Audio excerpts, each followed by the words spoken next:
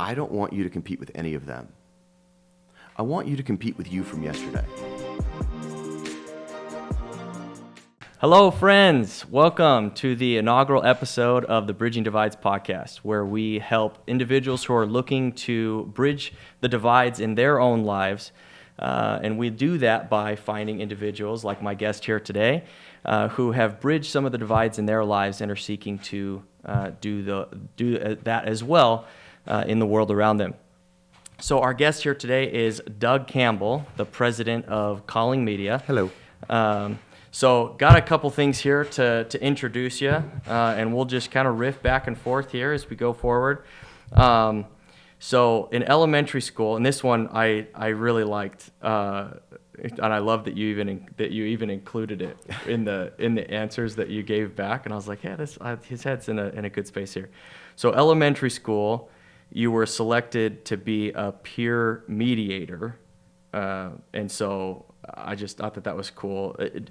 Tell me a little bit more about what that meant. To be a peer mediator. Well, first and foremost, just thanks so much for having me on the show. Oh, absolutely. I'm excited to be here. I found it interesting. The questionnaire, right? The prep work was what are some accolades, and I was thinking about like, there's all these little random things throughout your life, but somehow like the sixth one on the list doesn't make it, right? It becomes normal, and I was reflecting on so many of those little things. The ones that had the biggest impact were some that were early on, right? Absolutely. And sure enough, some teacher got in her head from probably a conference, or they didn't have podcasts back then, but a book or something. How to deal with ridiculously crazy kids. Yeah, what do you do with a bunch of 10-year-olds that are starting fights on the playground? And her answer was to grab a handful of us and teach us how to mediate conflict and de-escalation and opening people up, giving them a safe space to sort of get their feelings out. And it was really interesting. There's the cynical side where they were just, picking the kid in the room that was going to cause a problem. Like, no, you're on our side now. Maybe that saved them some headaches. Yeah. But no, it's interesting because a lot of those skills ended up translating as you grow up and get into the workforce, right? There's all kinds of conflict around you, right? 100%. And that's a divide between people, right? And you've got to help them bridge that gap. You got to sit down between them and help them get it out there. And it helps with coaching. It helps with mentoring.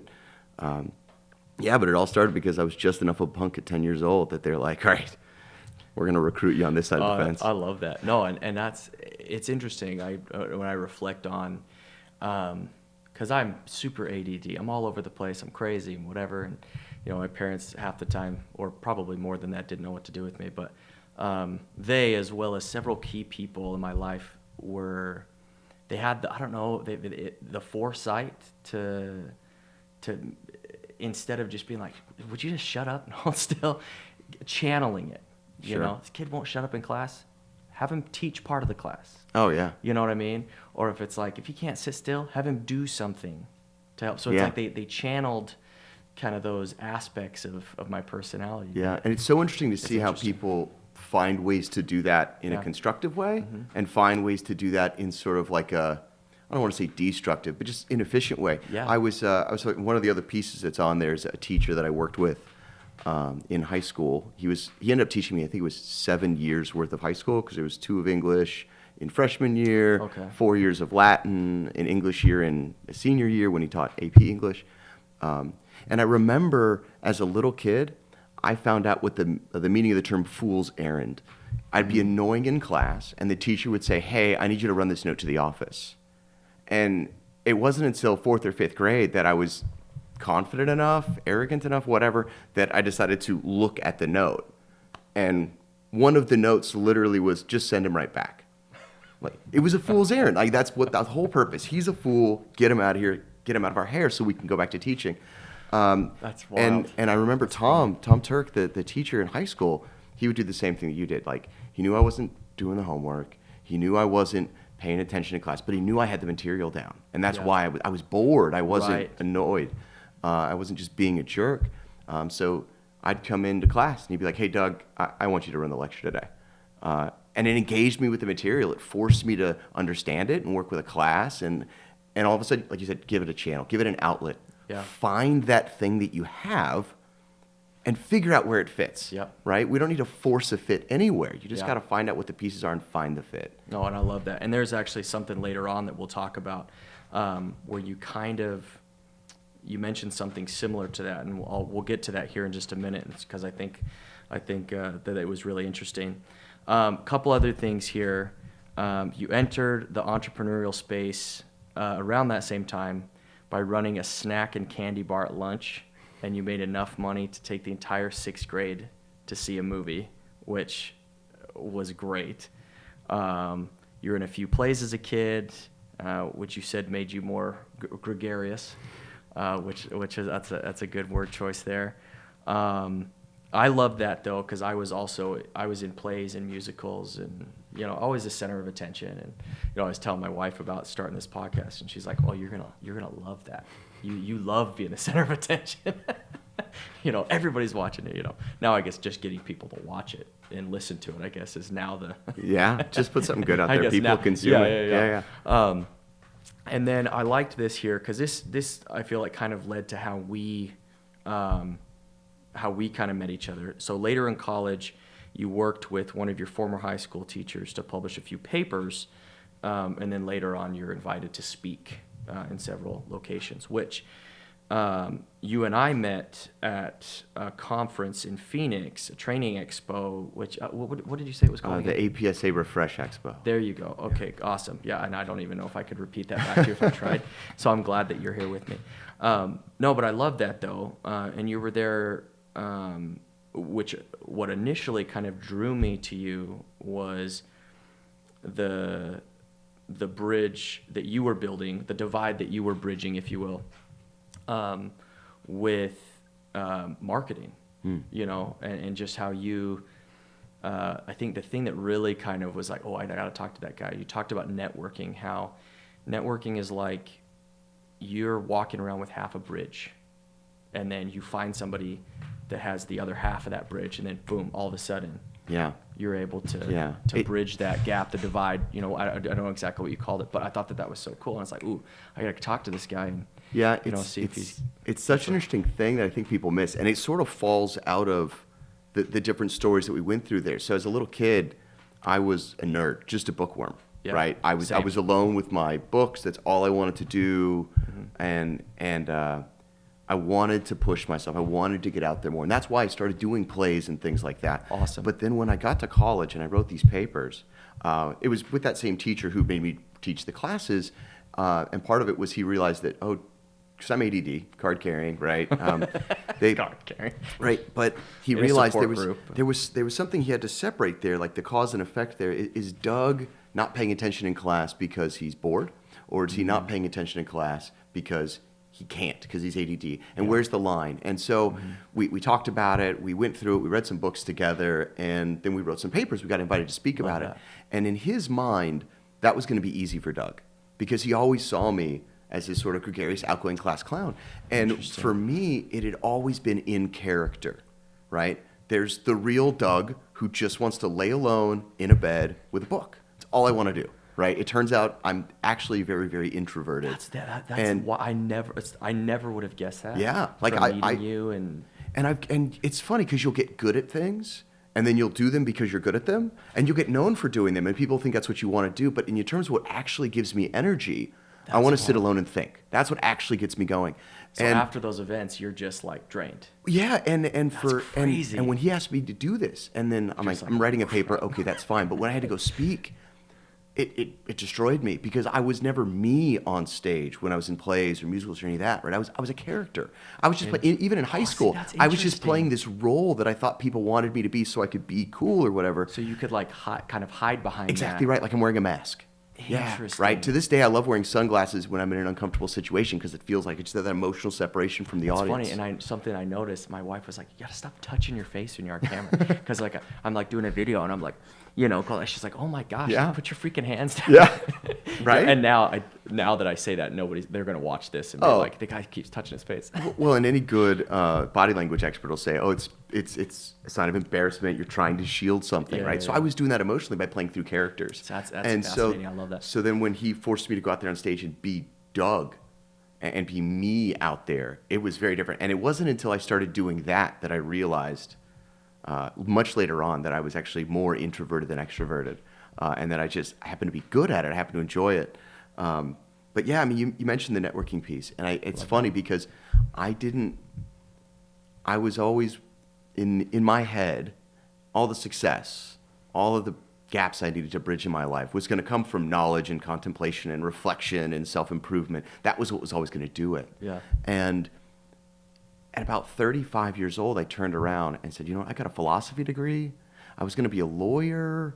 And every move on my life, my career path, every one of those involved, it wasn't my resume that opened the door.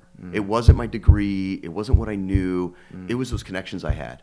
It was people that knew me and said, hey, Doug, I know you, and I see a spot. And that's when I realized that I was walking around with half a bridge. I have a skill set. I have a knowledge base. I have something I can add. And somebody else is wandering around with half a bridge. And if you don't make the effort to find those things, then you'll never connect it, right? Yeah. Somebody else in your life is walking around with the other half of the bridge. And so often I see people who are ashamed that they only have half a bridge.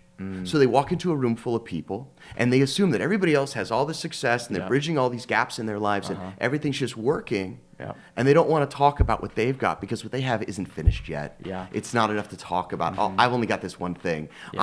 I'm good at public speaking, but I have nothing to say. Yep. Right? And then you meet somebody else who's like, I have a message that I need to get out there. Love right? And then you're able to connect because 100%. when you get over that fear of, oh, what I have isn't enough, and you walk around and realize we all have something that's less than enough.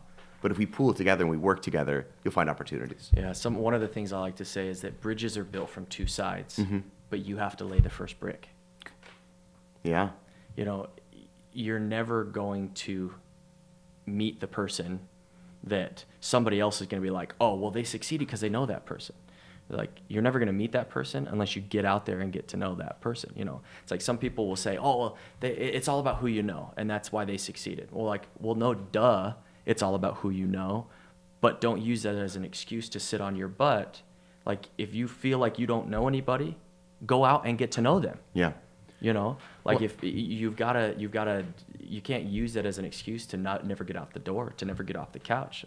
That's why I love networking so much, is because it's like, one, you surround yourself in an environment where people are succeeding and growing and they've got this growth mindset and all this other stuff, and then who knows if the person with the other half of what you're trying to do is out there. Yeah. But you got to get out there and get to know them. Yeah, and I find it so interesting that I've met so many people who believe firmly that the only answer is who you know.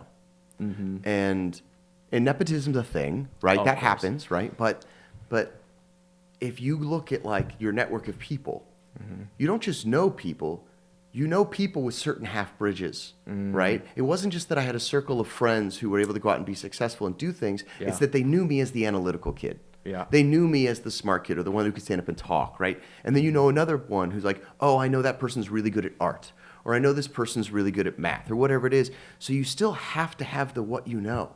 Because once I meet people who all they are is who you know, and they know a million people, and at some point they have enough network effect that what they are is the connector, right? So you know a connector. Yeah. But there's, I early on, if I hadn't taken these steps, and like you said, push yourself to network, push yourself to go out there, to put yourself out there a little bit. If you don't do that, then I was sitting around with a whole bunch of what I know, but no who's. And there's other people with a ton of who's, but not great what's. And you have to have both, because once I meet you, my next question is, well, great, who the heck are you? Yeah. What do you have? What's going on? Yep, 100%. No, and I love that. And something I found is that I love connecting. I love coming in, finding all of the half bridges, and then going, oh, well, hey, there's this person over here, and then there's this person over here, and I go, holy crap, these guys, these people need to meet each other. I love that. We kind of talked about a few fun facts, but I want to get to this one here. What I thought when I was reading the whole thing about the candy and snack bar to take the entire sixth grade to movie, I was like, I wonder how big that sixth grade class was. Because if it was like my school, it was like the sixth grade class was like 10 people. So I was homeschooled, but but like, what did that look like? So yeah, it was Holy fun. crap, It ended crazy. up being. So the whole longer story is ended up being like 120 kids. We had this idea that we wanted to go on like to take our class, just like 30 kids in our class to see a movie. And they were like, well, you'd have to get permission. It'd have to be the right movie. It'd have to be this and that. And then Schindler's List comes out and we're like, hey, I mean, I know we got to get paperwork because it's rated R or whatever, but like we don't, this is a good one. It's an educational opportunity. It's a and they're fantastic movie. And they're like, well, listen, everybody's got to pay money to get in and all these things. Could go see Rambo. Yeah. And we're at this school event, and I don't remember what it was, but there's this old beat up snack shack from when there used to be a little league that played on those fields. And we're like, hey. We get the we get the gears. Yeah, the wheels start turning, and we're like, wait a minute. So we Mm. ended up getting permission to run a snack bar. And so we sold, popcorn and candy and juice, Kool-Aid or whatever, and to all these kids. And, there were parents involved because they had to go to Costco, or back then it was Price Club, I guess, but they had to go and buy all this stuff. But we had to learn about, like, what's our inventory look like and what's our margin look like, because we got to pay back the parents and we need to have this money. And we had another teacher who was big on, you just got to ask. Just ask, right? It was another good lesson. The worst answer is no. Just ask. That's a good one. So she had gotten us one time to be able to go to a restaurant, a nice restaurant, because she said, look, these kids need to learn how to eat out. They need to learn how to do this respectfully and responsibly. So they said, sure, come on over. So 4 or 5 6th grade classes, so 120 kids, go to see Schindler's List. We take over like an entire movie theater. We go see that, and then everybody goes back to school, except for our class, like 25 kids, where we had enough money left over to pay for them to go back to that restaurant and go dine out. So we went to a movie, and then we took like just our group out for dinner, because we figured out how to run a business, right? Just a little bit, you needed seed money, you needed margin, you needed keep track of all this. And there were regulatory hurdles, right? The school saying, no, you can't sell gum. No, you can't sell sunflower seeds. Not on our campus. That's going to be trash everywhere, right? And so we had to learn by, these different rules and hurdles that we had to work through. So it ended up being this really interesting microcosm, this little entrepreneurial education really early on. That's fascinating. And one of the reasons why I love talking to people with that entrepreneurial spirit is because of that attitude of, if there is a divide, instead of going like, oh crap, this sucks, you go, oh well, what do we need to do to get over it? Yeah. How do we bridge that? How do we come up with a solution, as opposed to just going, well, we can't fix this problem, so that sucks. It's funny. Guess we're not going to go to a movie. Yeah. I mean, I spent enough time as a sales manager where I had an interesting perspective that sort of shifted over the last couple of years. But it originally started with when people see hurdles and they say, I'm going to use that as something to work through, and I really want it, so I'm going to go for it, or I'm going to use that as an excuse to say no. Right? As a sales guy, you go out there and you ask for the sale. And they say, no, because I'm busy.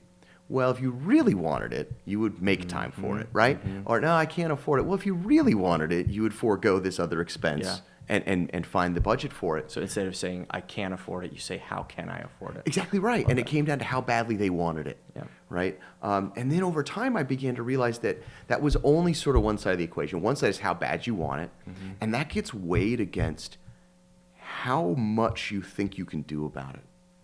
There's some people that might want it real bad, but they just don't have the confidence or the skills or whatever it is that says to them, oh, I can get over that hurdle, right? Some people see a tiny hurdle and they really don't want the thing, and they're like, oh, see, there's a little hurdle, I'm out. But some people see what would be a reasonable hurdle and really want to get to the other side and look themselves in the mirror and say, oh, but I don't have what it takes to get over that hurdle, and I'd rather not get hurt. I'd rather not embarrass myself. I'd rather not fail again. It's safer over here. And one person is giving up on what's on the other side of the divide, right? And the other person is giving up on what's on this side of the divide. Right? Giving up on themselves before they even start. I love that. Oh, that's fantastic. Hey guys, just want to take a quick break from our podcast, bring you a word from our sponsor, Phoenix Moray, your creative genius. They have been my creative genius in creating my logo, so Phoenix Moray, thank you very much for that. I just wanted to let you guys know that they have officially opened up their publishing arm of their company, also known as Whimsallusion. So Whimsallusion is a great place for writers where they can submit any of their writings, regardless of genre even. It's really, really awesome. So there are no page counts that you need. You don't have to have an agent. You don't have to have a social media following. It's a great place for any aspiring writer or seasoned writer to be able to submit their transcripts or different pieces of what they're writing to be able to get good, honest feedback. Constructive criticism is the key to growth. And so you could join the Whims Illusion Forum where readers and writers can come together to create all their own magic. And we can all help each other do that. Now, writers can post their WIPs and get feedback from engaged readers. Members receive plenty of benefits, including free books, short stories, and discounts on select design services. This is personally where I'm going to publish different parts of my book or just get feedback on it. The Bridge Strategy, I'm super excited to bring you guys that and I'll let you guys know more about that. Now, you can go to whimsillusion.com for more information. That is WHIMSILLSUION.com. All right, we'll get back to it. So kind of moving on here.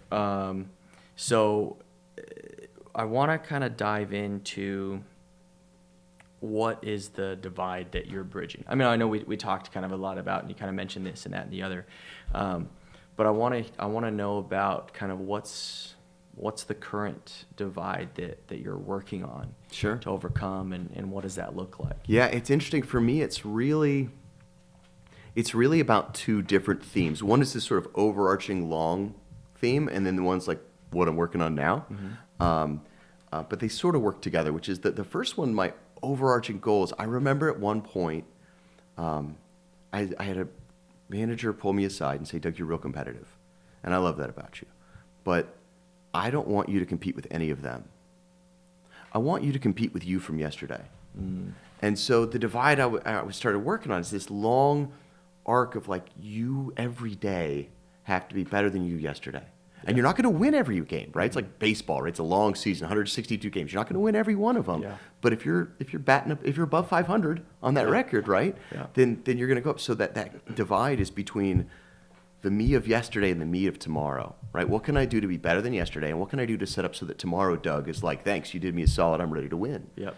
And it's interesting, I ended up finding a home at Colling Media, I'm now the president there, and the core of the mission is helping people succeed. And it's funny because that would be a throwaway mission. Any business could have that mission, right? But ours is helping people succeed through better advertising results, right? That's how we get our purpose, what we're going to do about it in order to get out there. And there's lots of ways you can do that, right? Yeah. There are lots of times where, as marketers, the bridge we're dividing is between a consumer of a product and a distributor or a seller or a maker of a product, right? Yep. They have a brand that can help somebody, and somebody's out there who needs help, and it's about making that connection. Yeah. But the accounts that I get most excited about, the ones that I get most passionate about, are ones where their mission is also easily reflected as helping people succeed. So that's how I ended up at the APSA Refresh Conference, right? So that was about helping people who are in the workforce space, trying to connect people to resources and employment and those sort of things so they could go live a life of dignity. And the way I fell into that and learned about all that is because of the work we do with tech and trade schools. I love that. So there were how many tech and vocational schools there?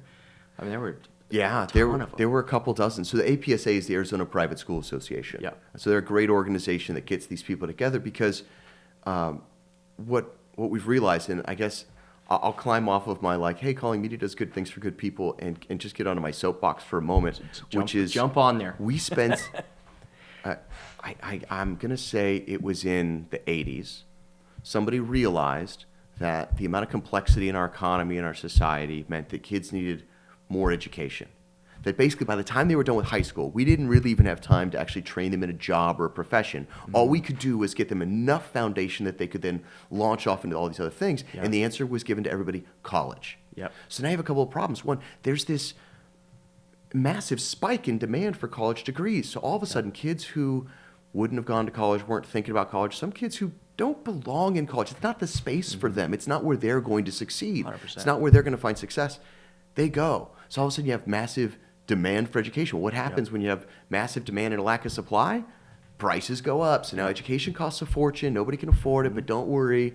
The government knows that they can help because we can just give them money and they'll pay it back once they get these glorious careers on the other side, without realizing that it is true that the vast majority of Americans need some level of education beyond high school Yeah. if they're really going to live that life of dignity, Yep. where they've got a valuable set of skills that are valuable enough to, roof over their head, clothes on their back, food on the table, right, where they can pay their taxes, do their part, and really grow and have that. There's their version of the American dream, right? Yeah. What does that look like? And it turns out we lied to an entire generation of kids and said the answer is college at any cost. Dang it. Right?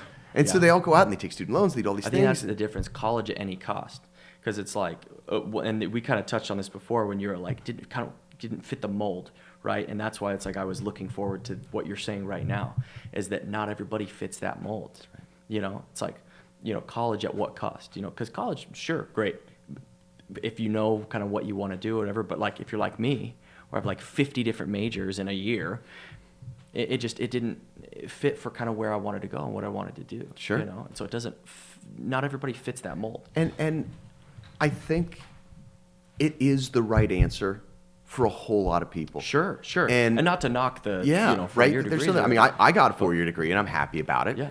But over my life, I've had a chance to meet so many people where what they really needed was 6 months of training in this, 2 years of training in that, where they could now take what they learned in high school and go learn the real world skill they need that's going to make them valuable to the employer, to the economy, and give them a chance to stand on their own 2 feet and say, look, I'm doing something that makes me fulfilled, that makes me happy, that makes other people look, grandma's proud. You know what I mean? Like when you see a kid who probably didn't get great grades all the way up through high school, probably was just destined for slinging burgers somewhere, and you see them at a graduation ceremony at a trade school where they got their certificate in welding. Yeah. And mom and dad are there misty-eyed because they never thought their child was going to graduate from college. Yeah. And here they are, right, with a cap and gown and a certificate, and they're going to go make good money, right? I mean, I know plenty of people that got out of college, and they go, I'm going to go make $30,000, $40,000, $50,000 a year. Nothing wrong with it. If you love what you're doing, it's making ends meet, that's great. Yeah.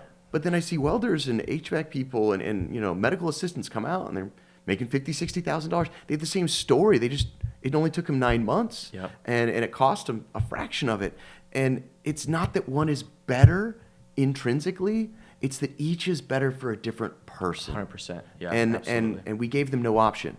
We said, It's high school, college or bust. diploma, GED, go over here. Yep. Bachelor's degree, come with us, Yeah. as opposed to, hey, here's options. And so that's one of the divides I'm trying to bridge is, getting it into the heads of parents, helping them understand that you don't need to force Tommy to grow into something that's going to be a horrible fit, saddle him with debt, make him feel frustrated like he's not living up to your expectations. We can help Tommy find a different path where he can go live a life of dignity, and how proud will that make you? And then helping Tommy, who's on his second or third dead-end job, and his buddies come back from college, and they're talking about all these great things that they're doing, and he feels left out and depressed and sad and doesn't know where he's going. Life sucks because I didn't do X or whatever. Yeah, he's stuck in a dead end, and we can bridge the gap and say, hey, there's a path for you too. Yeah. It's not their path. And the good news is none of you are on the same path. Go ask all your 4 buddies who went to college. They're all on different paths, right? Yep. It just happened to be at the same school for those couple of years. So that's my big soapbox moment. It's like, we got to get it through our heads that, yes, it's true you need something after high school. And no, it doesn't have to be 4 years. And no, it doesn't have to be a university. You just need to then go train in some skills. And you can have it. You can have your version of the American dream. I want parents to understand that that's okay, and they don't have to be mad or disappointed in Timmy. Oh, yeah. And I don't think they will be when they see him, out there successful, happy, taking care of himself, standing on his own 2 feet. And that Timmy, it's okay. Yeah. You don't have to go be an accountant, but yeah, that's what I want people to get. I love that. Is that there's a path. And one of the reasons why I work at Chicanos por la Casa is, I'm the career navigator for Pinal County, right? And so I go to schools and I present them different certification opportunities post high school. Yeah. And really it's for anybody. So I do job fairs and events at libraries and different things like that. But it's to essentially do kind of what you were saying, is to educate on the fact that there are opportunities that are just different than the 4-year path. There are certain companies out there, Boeing and Intel, to name a couple. I think SRP, the electric company here in Arizona, are one of them, they have tuition reimbursement, where they will pay for 100% of your degree. While you're working, making money, you can also be, working on your school. And so it's like, not only do you not go in debt to get your degree, you come out ahead. Yeah. With all this money. There's apprenticeship programs and vocation schools and like all these different things that, are just, I don't know. I'm a huge supporter of alternative education. Well, you touched on kind of an interesting rabbit hole, which might be slightly off topic, but man, I will go down that rabbit hole so fast.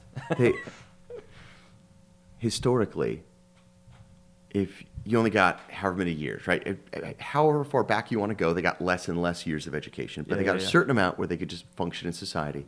And then historically, the job training, the job skills training happened as part of your job.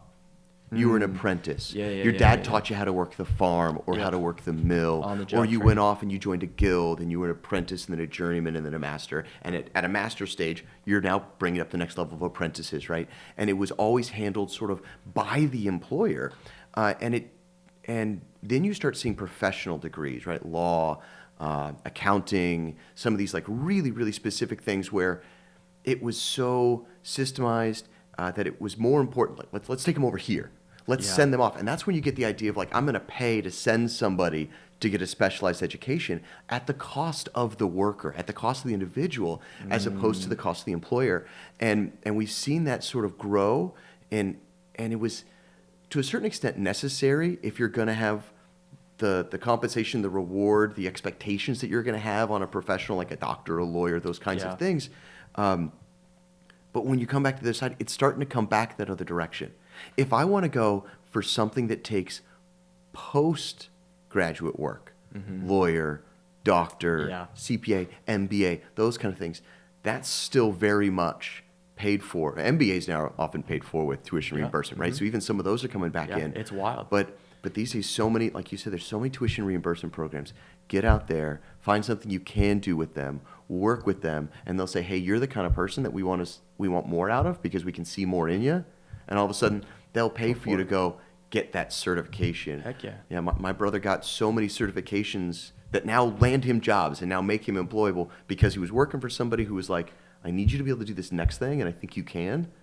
So we're gonna invest in you. Exactly right. I love that. Yeah. And one of the cool things about a couple of the programs that I'm promoting as that career navigator, what I go and present on, is that they have so Boeing and Intel respectively have their own 10-day boot camp. It's 10 days. You can't suck it up for 10 days and just try something.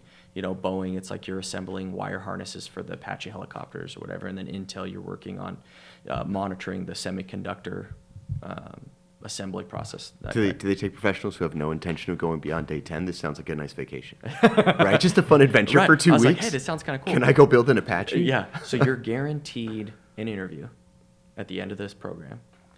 They have over a 90% hire rate out of this program. And it might be a little bit different now. I'm sure there's somebody out there be like, it's 89%. But then the jobs start anywhere from 20 to 25 bucks an hour. That's cool. Around 47, 48,000 a year. I mean, that's yeah. Like that's a fantastic opportunity to get that's a foot in the door job with this whole entire road ahead of you. It's just fantastic. But point being, there are so many different opportunities and different paths out there that can get you to where you want to go. So moving into the next segment here, books. I love to read. And I mean, now like you're talking about how you like to just sit and just read. Everybody leave me alone. I listen to a lot of audiobooks now because I like to do other things or whatever. Just slap my headphones on and I go and ignore my 50,000 children. But what you mentioned a couple of books here, and I kind of want to touch on them. What are a couple of the books that have really kind of had a big impact on you and kind of how you viewed where you were at, where you wanted to be? Sure. Sure. Well, I mean, there were a couple that were just really resonated with me from like a logical standpoint. I think for me, the most interesting result of any experiment, any data gathering project is the unexpected result, right? Like when you're like, oh, like when you drop a bowling ball and a feather and they land at the same time, right? Because there's no wind resistance. You did it in a vacuum, thankfully, right?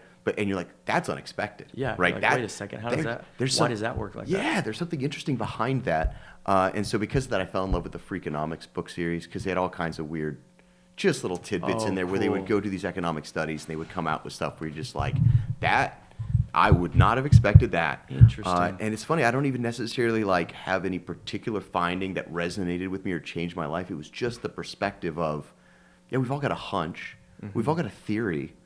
But at some moment, should we go get some actual information and let that like determine what we're going to do about it, as opposed to just like, oh, I got a hunch.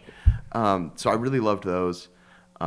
I think I put in the thing also Malcolm Gladwell. I just fell in love with several of his books. Outliers. I wanted to know what's that one about. So I mean, from the title, I'm like, ooh, hey, this sounds kind of like it'd be cool, or like be a cool title for some post-apocalyptic, movie or whatever. You got the Outliers. If you start asking about like what are my favorite books and then mention post-apocalyptic stuff, I'm going to start going off for about an hour and a half about my favorite genre of book, which is because I actually like post-apocalyptic, dystopian. Oh yeah. Dystopian future sci-fi is my favorite genre. That That's all I want. They can take one aspect of our society and then go, okay, here's what would happen if this continued and it continued unchecked. Yeah. That's what society could look like. Quick aside to the audience. If that's your jam and you want to know about that, then you should go look at the Unwound series. I think it might be Schusterman. I don't know, but it's Unwound. It's like 3 or 4 books. What if we did this one thing differently and it went all the way to the other side? Anyhow, now I'm gonna. Yeah, we'll talk about that one later. But so Outliers is about like these people. How does somebody get to that super extreme level of success? How do you end up with Tiger Woods and Michael Jordan, and how do you end up with people that are so far above and beyond what anybody else appears to be capable of? And I don't know if this is the genesis of it or just like the place that I came to it, but you've heard of the 10,000 hour rule, right? You spend 10,000 hours rigorously practicing something. That's how you get to expertise. And I think that's where I first heard it. But it really came down to that, like, you just got to do it a lot.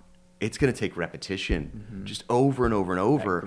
And I haven't done anything in my life repeatedly without screwing it up a couple times along the way. 100%. And so it became for me this lesson of like resilience and to a certain extent like forgiveness of the times where I went out and I was only 2,000 hours in, faced a real hard obstacle, and then backed off because I wasn't good enough. Never mind. And then and then 2 years later you regret that like you didn't pursue that thing and saying, no, it's okay, I get it, I can forgive myself, and then if I want to go back and attack it again.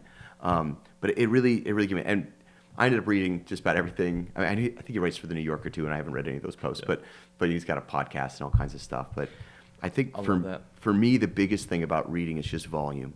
100%. It's just how much I actually after I filled out the thing, because I'd heard one time that the average American reads a book a year, and the average millionaire reads 12 books a year, and the average billionaire reads like 100 books a year. Yeah. And I went back and I did Pew. I wrote down pretty much like yeah. Exactly. And Pew. It turns out Pew Research has done other research, and there is a correlation between income level and number of books you read, right? So more books read does correlate more with higher income. Yep. There's a question as to whether it's because you have more free time or not, or higher education level or not, and what's the cause and effect. So it turns out it's not that quite ratio that I heard originally, but it always just inspired me like, we got to read more.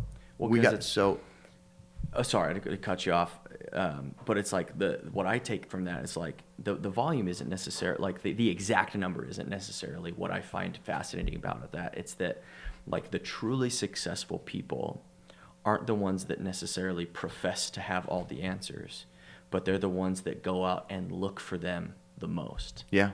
If you're reading a ton, then you're able to go, oh, well, hey, let's try this. Hey, let's try this. But if you're only reading one book a year, then you're limited to that. Yeah, that small amount of knowledge. There's a certain amount of humility there in saying like, I don't have a monopoly on the truth, and even if I think I've got good stuff, there's still more to be found out there.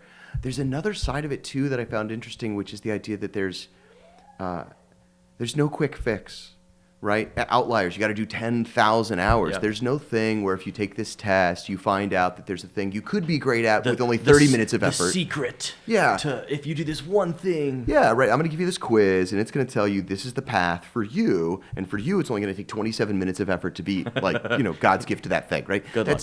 That's not how it exists, and to a certain extent, if you believe that there's a quick path to success across any spectrum, then when you stop and you say, hey, what one book do I need to read?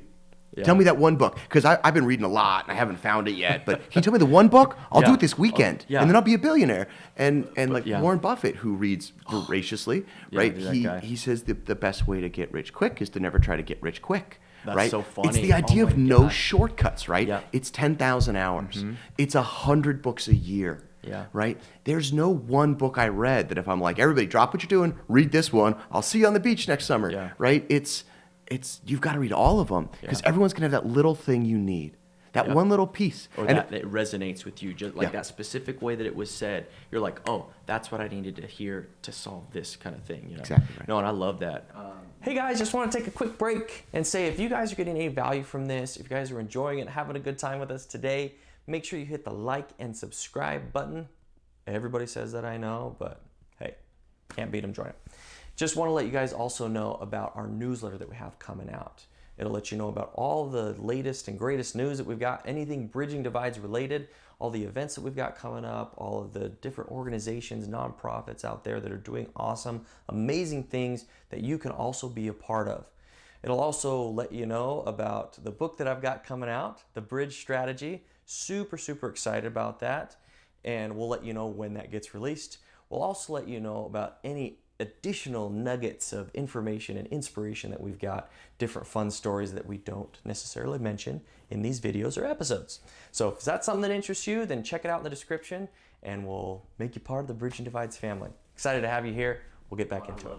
I'm listening to Atomic Habits right now. Okay. By James Clear. Yeah. It's a good one. And he talks about how he's like, think about if you're trying to thaw an ice cube, and it needs to be at 32 degrees or whatever, or 33 degrees, and you take it from 0 to 31, and you're like, all this work I've been putting in is not doing anything. The ice isn't melted yet, and it's like, it doesn't mean that the work hasn't been wasted. It's that you just need to continue kind of going forward and doing that. The applying the principles that will lead to success. That's so funny. I love that. I was supposed to read that one as part of a good. group, and I ended up sort of like, I didn't get to it in time. I was working on other pieces, and I sort of skimmed through it. The Cliff so that Notes I could, version. yeah, right, just so I could talk about it, right? And you get the gist of it, and we talked about it. So I missed that part. But as good. you said it there, and I thought it really hit me where you said, sometimes you just hear it a different way. You get the same message. Yeah. And all I could think about was, I'm going to forget his name now, but I think it's Brian Tracy. He's a sales guru. Okay. And really had a big impact on my life when I decided, I'm going to go figure out sales, or I'm going to go figure that out. And he would talk about a pot of boiling water. Yeah. And everything you're doing to build value is raising the temperature of that water. But you don't make a sale until it boils over. So if you work so hard to get it to 211 degrees, and you say, it's not boiling, I'm walking Screw away, it, yeah. right? It's the same metaphor. I heard it on the other side, the other phase change of water. I love that. That's so And funny. You had mentioned something like this before, where it's like you might take a first stab at something, and then you get to 2,000 hours of work or whatever, and you're just like, screw it. I got to this obstacle. When I first started to get into this space, personal development and that sort of thing, I'll have to, oh my gosh, man, my first video that I made, my brother-in-law showed him, and he's like, dude, this is so hilarious. He's like, you did this ironically, right? Oh. Because it was some like 80s infomercial style. Yeah. I'm at this camera, and then I fade into this. To be fair, I watch it, and I'm like, this is hilarious, because it was like 5 years ago, right? Yeah. And I'm like, no, it was serious. And he's like, dude, this is so funny. But he's like, this is gonna be a great deep cut, for the future. But it's just like, I didn't know where to go. I didn't know what. It's a crazy thing. Is like I ran into these problems, but it's like I didn't even know what questions to ask to get over, certain obstacles. And what I've loved now about having gotten into this again, and I'm kind of jumping in, and really I'm not the expert of really anything. I've never been accused of being the smartest guy in the room, but honestly, I feel like that's a good thing. If you can go into somewhere that's going to force you to stretch, to reach, to grow, then that's a good place. You want to be there. I would venture to say that you don't ever want to be the smartest guy in the room. Yeah, I had a guy not to tell mention me, that they get blamed for everything. But you Yeah. know, you can also, you can grow when you surround yourself with these people. But now that I'm doing more networking and going to events and reaching out to people that are more successful or further along in the road to success, whatever you want to call that, whether it's mentally, emotionally, financially, spiritually, whatever. As I've been doing this, they're like, hey, what do you think about, have you thought about this? And I'm like, oh, I didn't even know that question existed. Yeah. And now all of a sudden I go, okay, well, what do I need to overcome that? And they're like, well, hey, let me help you out here. And so it's like, it's this beautiful thing of you take that step out, you go meet that person, you summon up the courage to ask the keynote speaker to be on your podcast. And before you know it, they say yes, and here we are, and then we're talking about different things that we've been through and things that we connect over, and then who knows what we're going to collaborate on in the future, and Yeah. I love it. Yeah, I can go on for forever. Yeah, it makes me think about two separate things. I mean, one, you mentioned don't want to be the smartest guy in the room. There was I was a guy I knew a long time ago. My parents are probably like, oh no, yeah, that's absolutely true. Yeah. Well, I just remember this. He guy never telling has me, been. If you ever figure out that you're the smartest guy in the room, you just figured out that you need to find a new room, right? And that's so it's true, right? good. You've got to find That's it, so and good. it's interesting because there are moments. We all play different roles in different moments of our lives, right? 100%. There are rooms in my life where I'm the smartest guy in the room, Yeah. but only on one dimension. I might be the best with data in that room, Yeah. but there's somebody else in that room who's best with people, and being able to open myself up and say, oh, they're smarter than me in this other category. Or if you're alone or you're just stuck in rooms full of people that aren't right, everybody out there who's smart enough has written a book about it, and you can go figure out what they're thinking, right? You can I go love put it. yourself in their room. But no, I love that, and one of the things that can be hard to kind of summon up that courage to go to ask the question that you need, is or to press record, Sure. or whatever. It's like, who am I to do whatever? Yeah. Because all these people that I've got a lot of people that are lined up, and this is the first episode, which is super exciting, very validating to be like, oh, hey, this idea that I have, other people are on board. They want to support it and they want to do it. But it's like, who am I? Talking to, the people out there or whatever, But it's the ability to do that and to give people access to some of those questions and answers. 100%. I mean, you mentioned that's what got me off of that. I don't know. It's this like self-doubt, this self-doubt, whatever you want to call it, where it's like, well, shoot, okay, no, I don't have all the answers. Far from it. But if I'm going to be going out and talking to people that I've gotten answers from, I know that there's got to be somebody out there who would appreciate that as well. Yeah. You know what I mean? Yeah, it's so interesting. We sort of circled around the idea of like, you get 2,000 hours into that journey, and you hit a real low spot, you hit a real hard spot, and it's hard to get over it. It's hard to pick yourself back up sometimes. Yeah. It's hard to do that. And I use this analogy sometimes when we talk about like business planning or what's a campaign going to look like and how's the success. I say, hey, we live in Phoenix. If you're watching this somewhere else, we live in Phoenix. But from here to Disneyland, you have to drive through Death Valley. Yeah. There's a desert between here and there that's hard to get through. And if you don't know that the right answer is stay on this road and keep going, it's just another couple hundred miles, you could get to the desert and be like, we're clearly in the wrong place. I was promised beaches, palm trees, the happiest place on earth. This is wrong. Yeah. I've got to stop. Yeah. And on a business plan or like, you're hitting an annual goal or something, it's easy to say, okay, we've mapped it out. We know June's going to be awful, but if we keep doing it, we know what December looks like. That's one thing. But on that longer life journey, nobody's drawn you that map. There's no life journey right now where somebody pulled me aside at 25 or 35 or even today and said, hey, Doug, I see where you're going. you can make it there, but here's this chasm you have to cross. Here's the desert, here's the firestorm, and here's what you need to do in those situations. So when you find yourself in that situation, being able to reach out, ask those questions, connect with people so that they can say, oh yeah, oh man, you had the 2,000 hour mark. That one was tough. Have you thought about this? Have you thought about this? You're This like, and you're like, oh, other that's people. what I needed to Yeah, get through yeah. that. And then if you're lucky, they lean in and nudge you and they go, wait till you get to 6,000. That's a doozy. You thought it sucked it too. Yeah, right. But you can find those things. And if you're ever nervous about networking, asking other people, I heard a tip. I don't know if it's true, and I've never sought to research it because I don't want to invalidate it because it's so valuable in my head, which is the other person likes you slightly more than you think they do.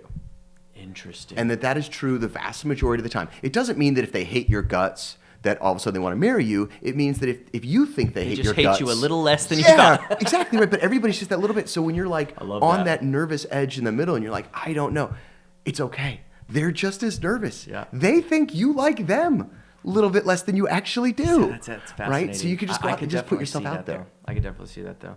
So you mentioned Death Valley and everything, and this really kind of I think that's a really good segue into the last bit of this podcast. My favorite segment is called the Positivity Prize Fighters segment.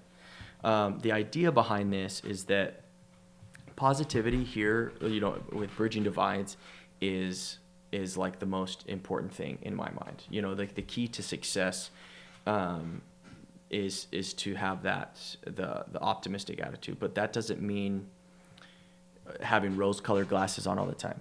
You don't lose a prize fight by getting hit in the face. You lose a prize fight by not getting back up and keep fighting. So the whole positivity prize fighter idea is, when life punches you in the face, knocks you on your butt, do you have the resilience to get up, spit the blood out, and say, this fight is still worth fighting. I know that I'll get through Death Valley. I know that I can do this, So you had mentioned a couple of things in the email the pre-interview questions. And probably the name of this episode, is probably going to be something like millionaire to call center to millionaire again. The stuff that you had mentioned that you had gone through to keep that fight going.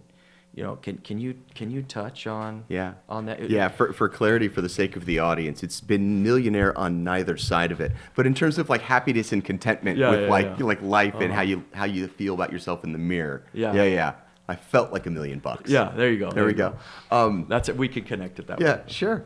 No, I had when I was 10, I decided I wanted to be a Supreme Court justice. If they were only going to let 9 people make the real difficult decisions, I wanted to be one of them.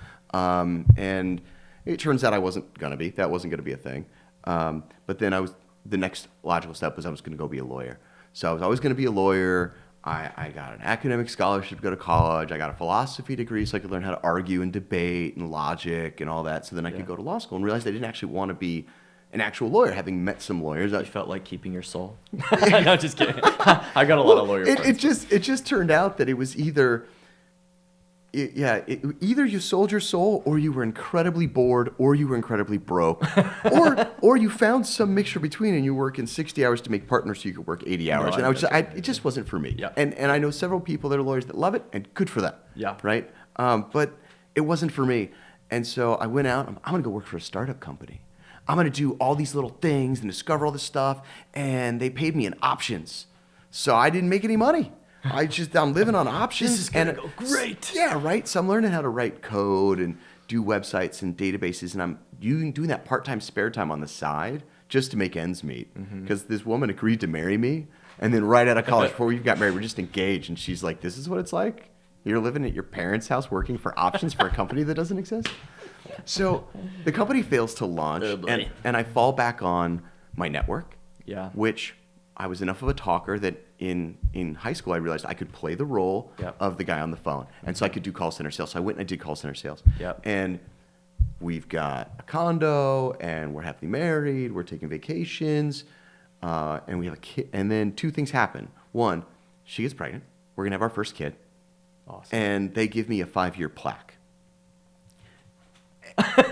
This is it. This is what I went from Supreme Court Justice to the guy at the cable company who asks you if you want ESPN or Disney, right? And I was just dying inside. I really was.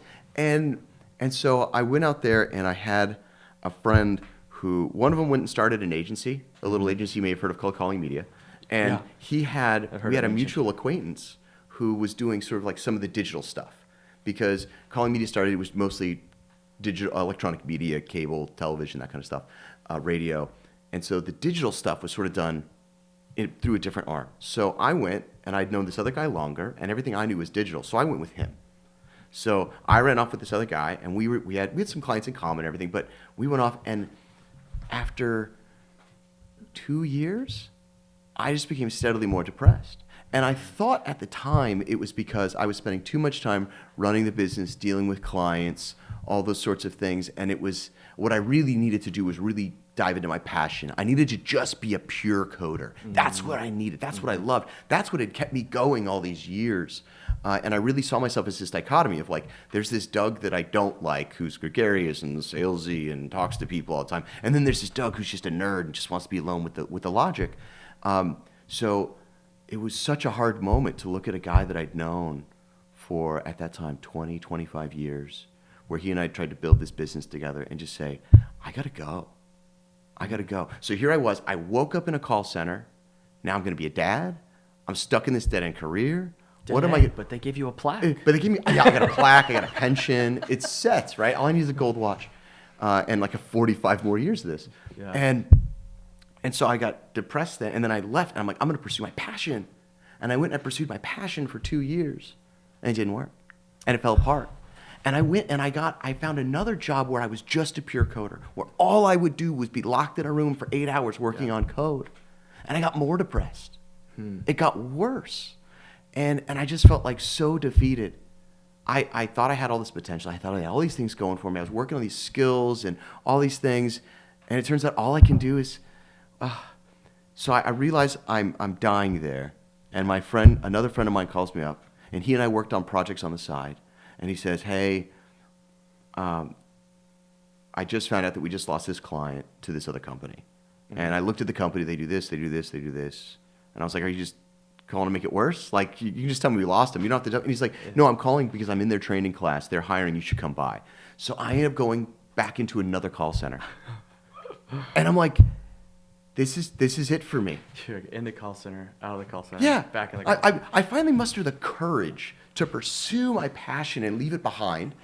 And life goes, no, that's terrible. And I'm like, oh, it's because I didn't commit all the way. So I go deeper, and it got worse. Interesting. And the only thing that saved me was falling back into a call center. I was like, this can't work for me. This can't work for me. And I'll never forget it. I'm in the training class, and one of the other up-and-comers, right? He's like 22, and he's going to be the best sales guy on the planet. And he's like, which books do you read? Which sales guys do you follow up with? And one of the, I think he was the senior manager then, and he ended up becoming my director and a mentor and a friend. And he said, oh, like, you got to read Brian Tracy, and you got to read a couple of the people. And in one of the books that he recommended, he talked about you have to love the product. You can't be out there trying to sell it to somebody.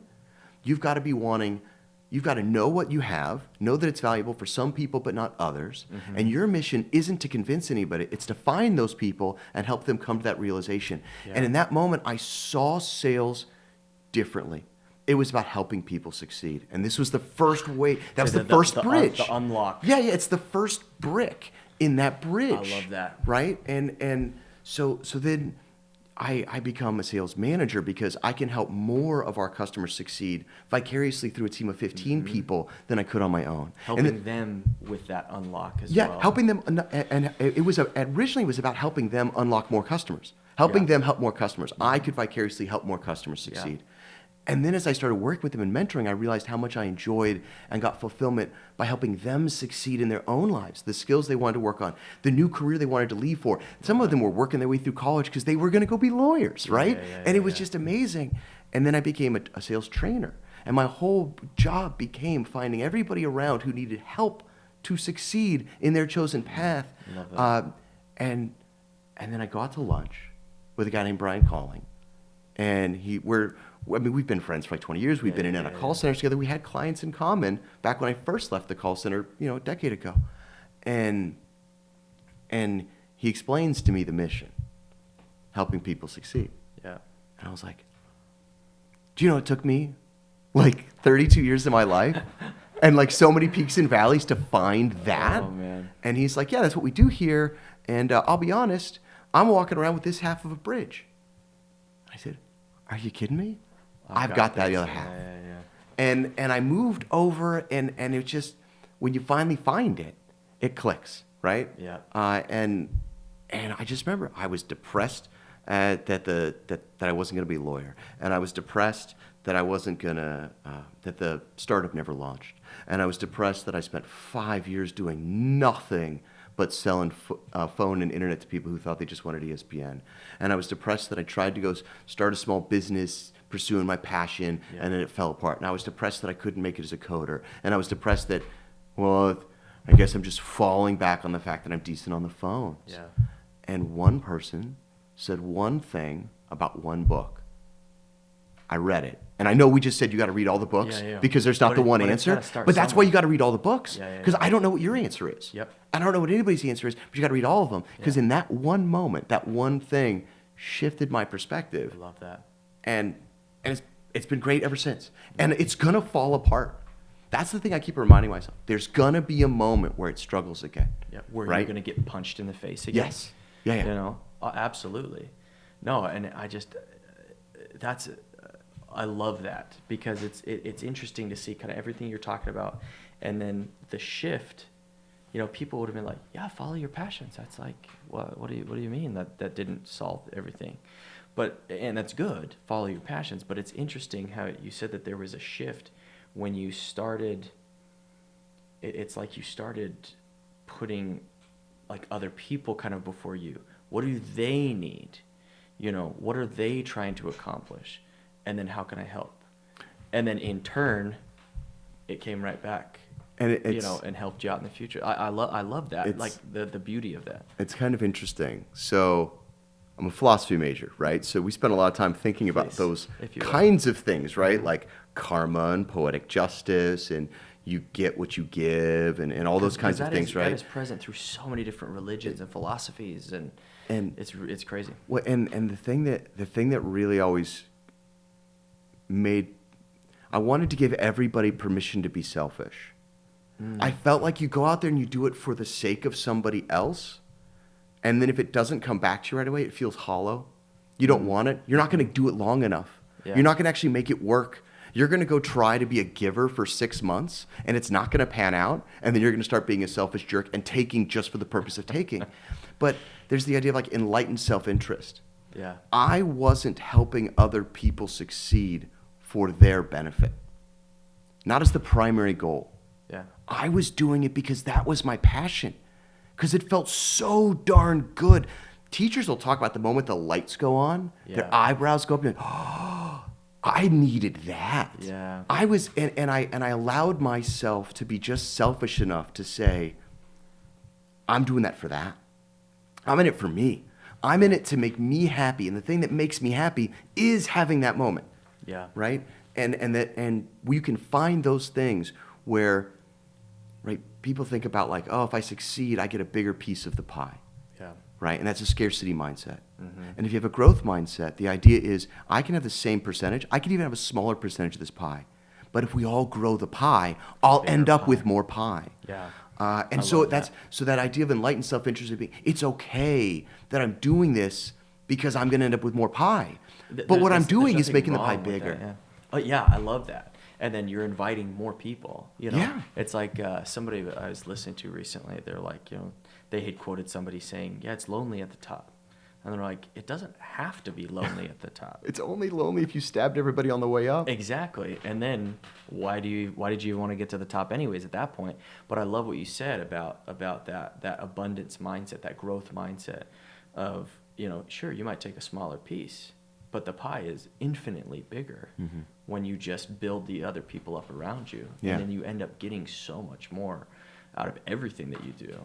It's fascinating. But that about wraps up our time. you know, I really want to thank you for coming on the podcast. I mean, every time we talked has just been awesome. Thank you. And It's I've been a loved great that. For you guys out there listening and watching, just want to let you know we love that you guys joined us today and that you listened, that you watched. Please leave comments down below to let us know what it was that you liked about this. Who would you like to hear from in the future? If you have questions for Doug about things that he's been through, that he's done, then let us know. And we want to give you more of the answers that you guys are looking for. We know what are those divides that you're seeking to bridge, and how can, you know, I and we at Bridging Divides go out and find those people that are overcoming those challenges that you're looking to overcome. So thank you so much. We look forward to talking to you again, and stay amazing. Looking to overcome the bridges. Okay. What? Do you want me to do like a fancy intro, like, ladies and gentlemen, welcome to the inaugural episode? Yeah, hey, there you go. We'll put you on the voiceover. Yeah. All right.